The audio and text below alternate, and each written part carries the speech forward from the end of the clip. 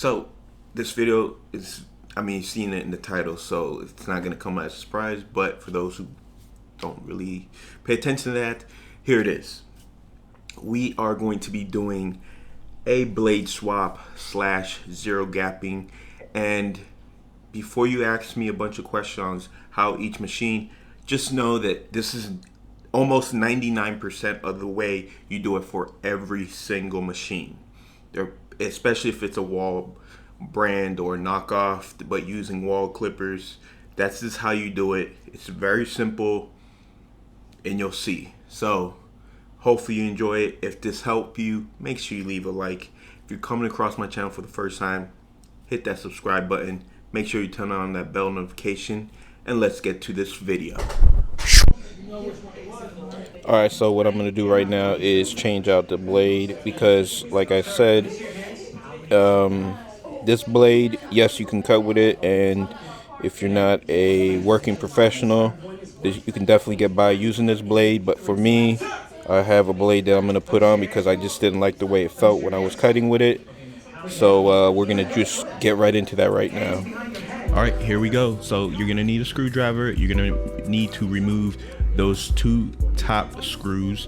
Once you do that, it's very simple. It's very simple because obviously you see the replacement blade is going to come with two blades. You can either use the ones that it comes with or use the ones that are inside the package. It's really up to you.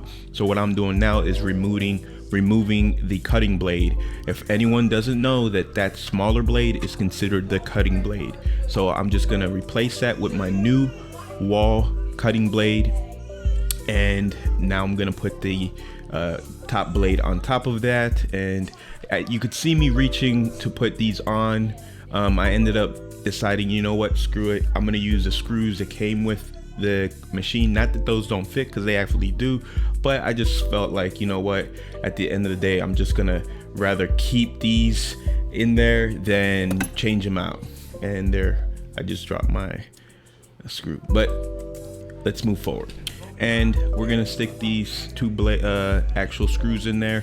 What I'm doing is just slightly tightening it up. I tighten it just enough where it holds the blade down, and I'm making sure that once I have the blade actually tightened down from each screw, I don't fully tighten it. That's the key. Do not fully tighten it because it'll make your job a lot easier. Tighten it almost to the point where it's a full turn left to tighten, I mean. And then once you do that, you can easily move the blade a little bit, and then you go back and you tighten it. So what I'm doing now is just tightening it up just about to where it's almost fully tightened, just half a notch or so left.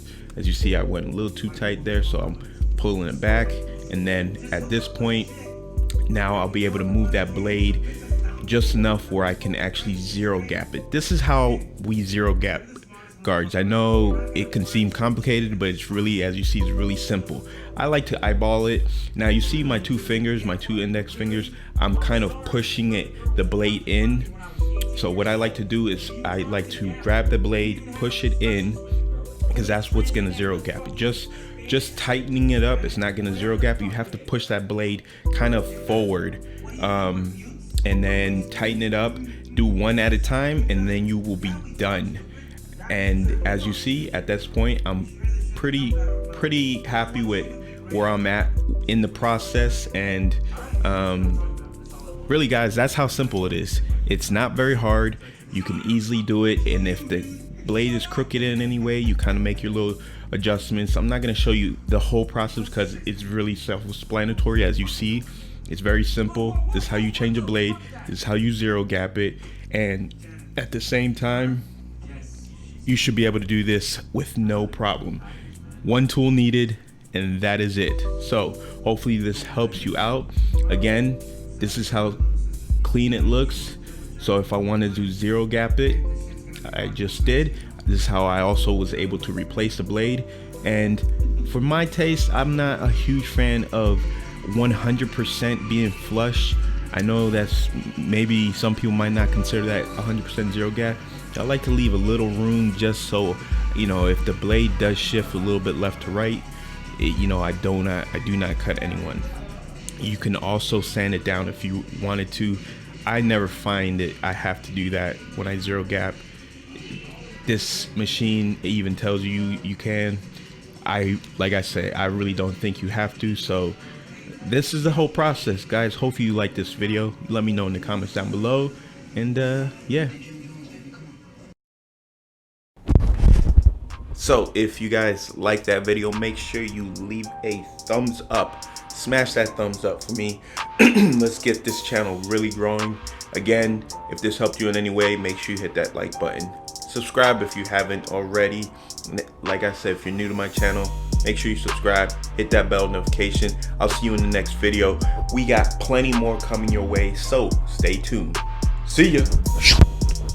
Oh, and by the way, if you've made it this far, yes, even to this point, look what I got.